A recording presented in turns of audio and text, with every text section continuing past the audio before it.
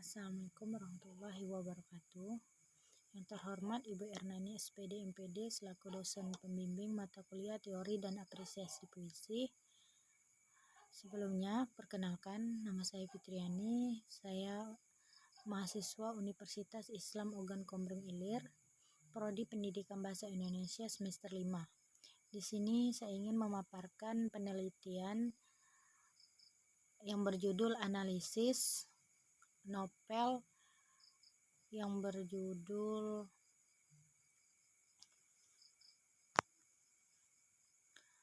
Menuju Puncak Kemegahan Sejarah Majapahit karya Slamet Nurjana. Yang pertama yaitu pendahuluan, di mana pendahuluan ini adalah kehadiran sastra, memberikan wawasan dan nilai yang bermanfaat bagi kehidupan bermasyarakat. Karya sastra berusaha menggambarkan kehidupan manusia, baik hubungan manusia dengan manusia maupun manusia dengan dirinya atau dengan batinnya.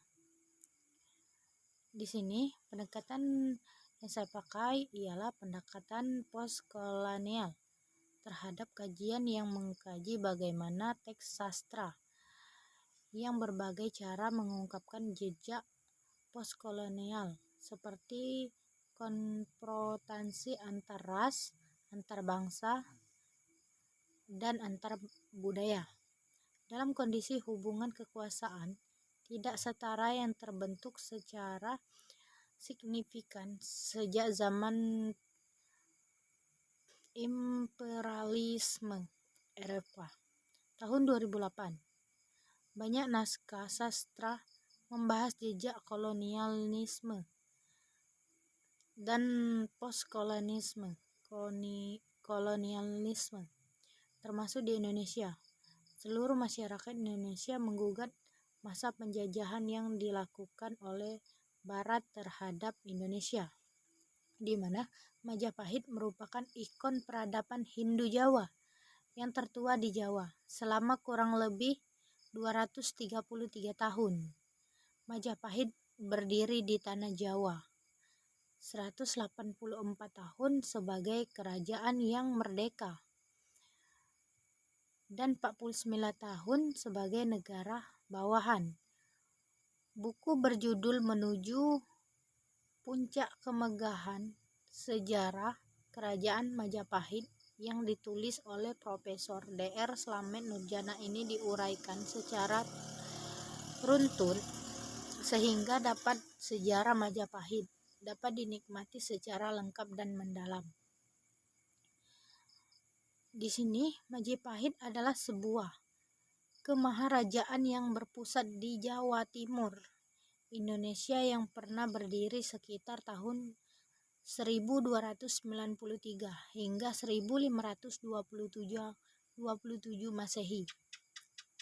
Kerajaan ini mencapai puncak kejayaannya, menjadi kemaharajaan raya yang menguasai wilayah yang luas di Nusantara pada masa kekuasaan Hayam Wuruk yang berkuasa dari tahun 1350 Masehi hingga 1389 Masehi.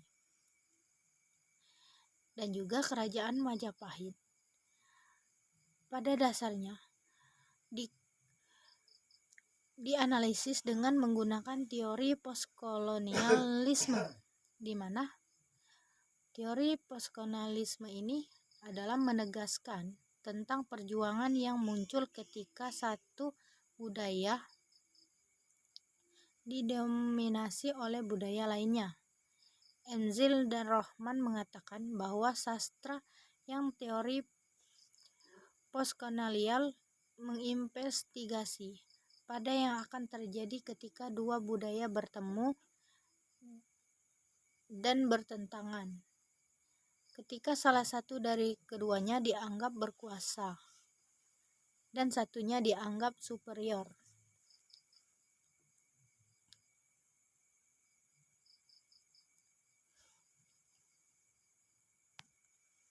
Selanjutnya kajian relevan, di mana kajian atau buku ini merupakan karya yang memfokuskan Kajiannya pada masa-masa awal berdirinya Kerajaan Majapahit hingga mencapai kejayaan atau kemegahan di tangan Gajah Mada. Buku ini tentu saja tidak hendak melakukan telaah kritis terhadap sejarah Majapahit. Ia lebih mencoba mendokumentasikan Majapahit dari dalam, dari kisah dan mitos yang beredar seputar tokoh-tokoh di balik kejayaan Majapahit.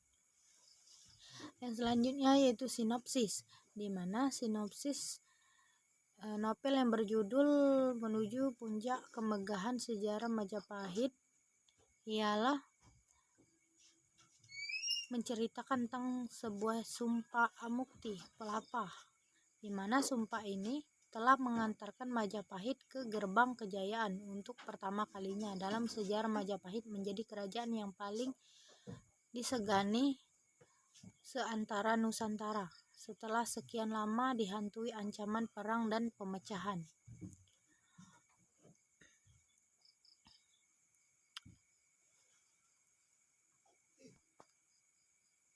Novel yang berjudul Menuju Puncak Kemegahan Sejarah Kerajaan Majapahit yang ditulis oleh Profesor Dr. Slamet Muljana ini diuraikan secara runtut. Sehingga sejarah Majapahit dapat dinikmati secara lebih lengkap dan mendalam. Di mana uraian pembahasan buku ini diawali dengan pembahasan seorang pujangga bernama Prapanca yang menulis negara Kertagama secara harfiah.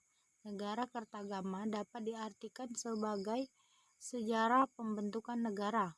Sebagian besar ini Kertagama adalah tentang desa-desa yang pernah dikunjungi oleh Sri Nataraja, Sanagara dan Propanca sendiri, dan juga banyak yang menguraikan adat istiadat dalam negara Majapahit pada abad ke-14 sendiri, dan juga banyak kemudian dijadikan sumber sejarah untuk mengetahui bagaimana wujud Keraton Majapahit pada zaman pemerintahan Sri Nataraja Sanagara, bagaimana kondisi ibu kotanya, pembagian sistem pemerintahan Majapahit untuk urusan pemerintahan Majapahit. Buku ini juga mendeskripsikan secara jelas tentang sistem pemerintahan yang berlaku pada masa pemerintahan Majapahit seperti Dewan Pertimbangan Agung, Menteri dan Menteri, Kejaksaan dan Mahkamah Agung. Salah satu yang fenomena dari kejadian Majapahit ialah jika telah berhasil menundukkan Nusantara, saya baru akan istirahat. Jika gurun serang Tanjung Pura, Haru, Pahang, Dempo, Bali, dan Sunda, serta Palembang, termasuk telah tunduk, saya baru akan beristirahat. Nah, ini adalah sumpah Gajah Mada tersebut, kemudian menjadi sebuah gagasan Nusantara dan dikenal dewasa ini dengan Sumpah Palapa. Selanjutnya hasil penelitian dan pembahasan. Yang pertama yaitu pembahasan.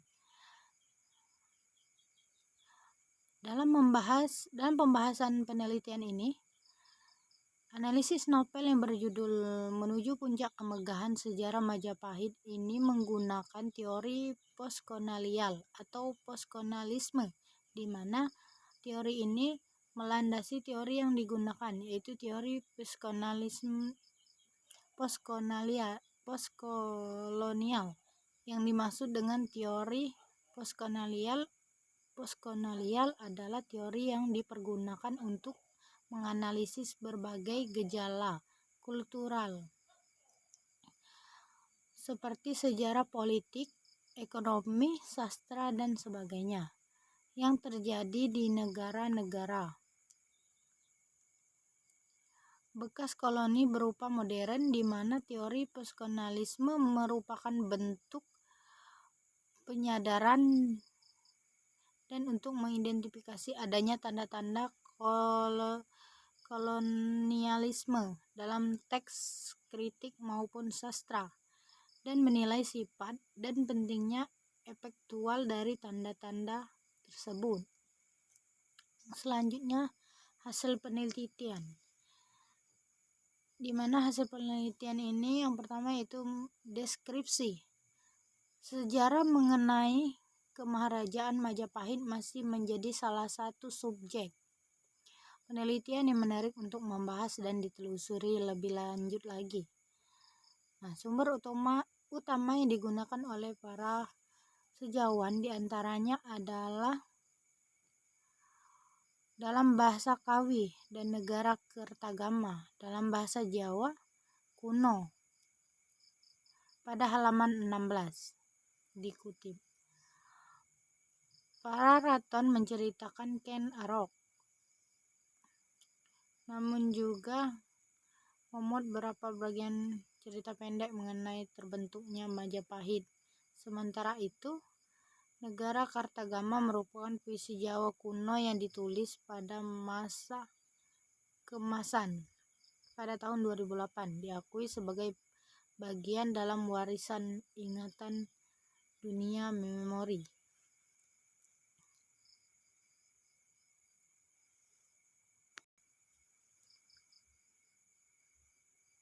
Selanjutnya ekonomi, di mana ekonomi ini ialah celengan zaman Majapahit abad ke-14 dan 15 Masehi.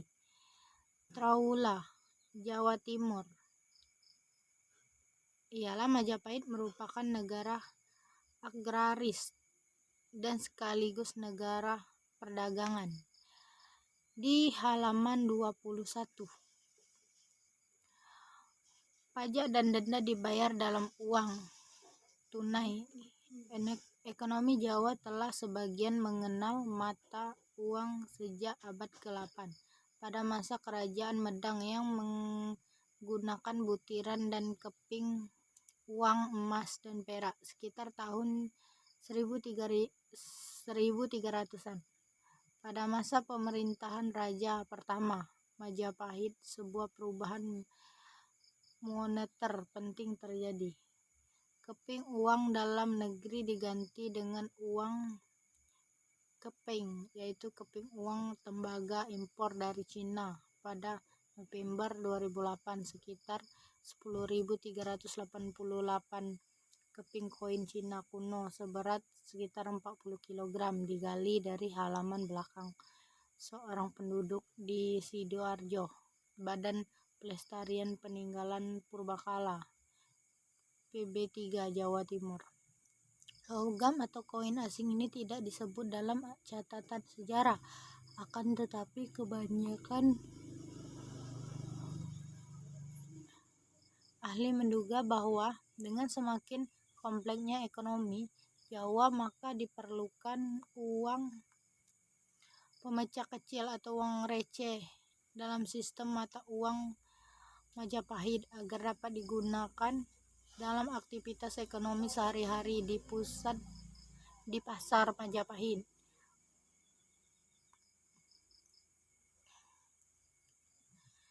Nah, dikutip di halaman 73.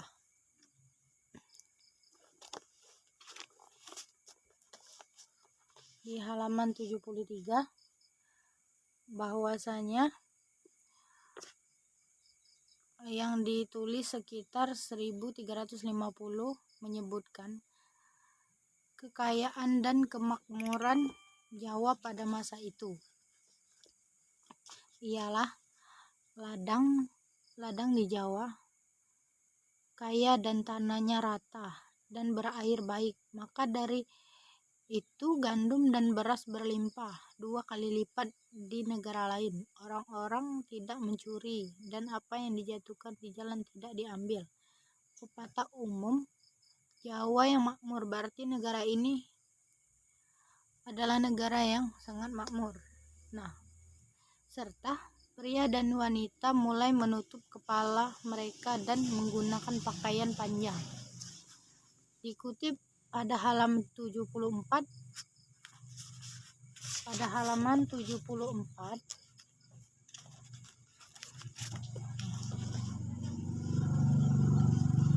Pada halaman 74 bahwa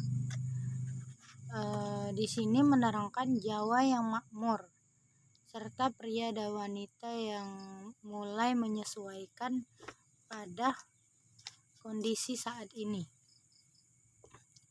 Selanjutnya sejarah, di mana sejarahnya sebelum berdirinya Majapahit, Singasari telah menjadi kerajaan yang paling kuat di Jawa. Nah, hal ini menjadi perhatian Kubilai Khan, penguasa dinasti Yuan Tiongkok. Ia mengirim utusan yang bernama Meng Qing ke Singasari yang menuntut Upeti Kertanegara, penguasa kerajaan Singasari yang terakhir, menolak untuk membayar upeti dan mempermalukan utusan tersebut dengan merusak wajahnya dan memotong telinganya. Kubilai Khan marah, lalu memberangkatkan ekspedisi besar ke Jawa tahun 1293. Ketika itu, Jayakatwang, Adipati Kediri, sudah mengulingkan dan membunuh Kartanegara. Atas saran Arya Wijaya, Jayakatwang memberi pengampunan kepada Raden Wijaya, mantu Kartanegara yang datang menyerahkan diri. Kemudian Wiraraja mengirimkan utusan ke Daha yang membuat surat berisi pernyataan Raden Wijaya menyerahkan dan ingin mengabdi kepada Jayakatwang. Pada halaman 15, jawaban dari surat di atas disambut dengan hati Wijaya. Kemudian diberi hutan Tari. Ia membuka hutan itu dan membangun desa baru. Desa tersebut, ketika pasukan Mongol tiba, Wijaya bersekutu dengan pasukan Mongol itu untuk bertempur melawan Jayakatwang.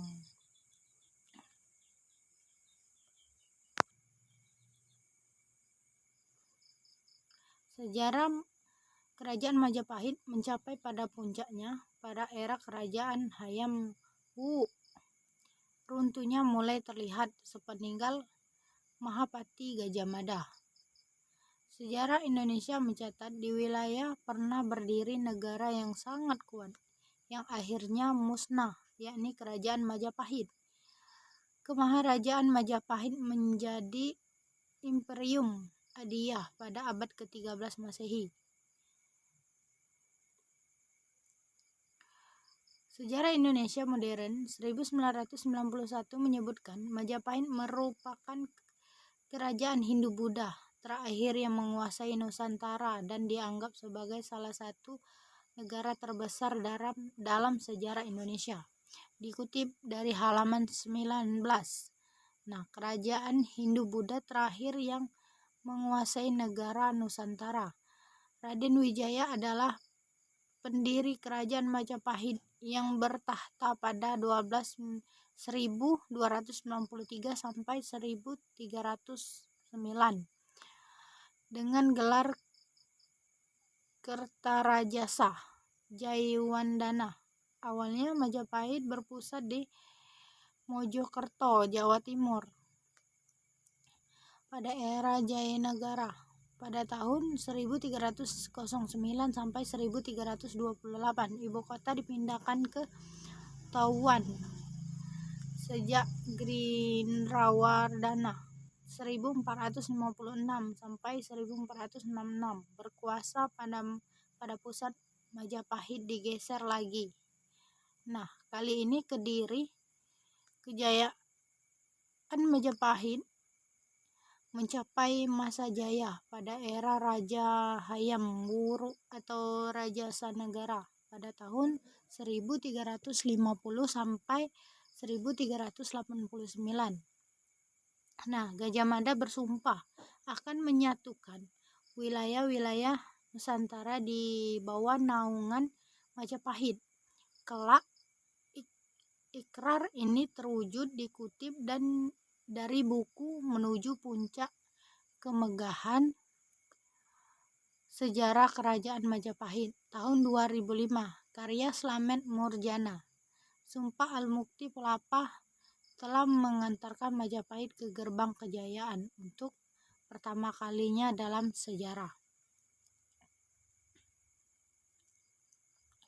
Selanjutnya yaitu penyebab hibriditas, di mana yang pertama yaitu Cina dan Jawa. Dari novel yang berjudul Menuju Puncak Kemegahan Sejarah Majapahit, ialah novel ini menjelaskan hubungan dua kebudayaan dengan identitas yang berbeda antara Cina dan Jawa. Cina dan Jawa ini di mana kebudayaan Jawa dan Cina sangat berbeda. Contohnya pada novel tersebut, pajak dan denda dibayar dalam uang tunai. Ekonomi Jawa telah sebagai mengenal mata uang sejak abad ke-8, di mana Cina ingin orang Jawa membayar denda, dan orang Jawa di sini atau kerajaan Majapahit di sini tidak ingin membayarnya.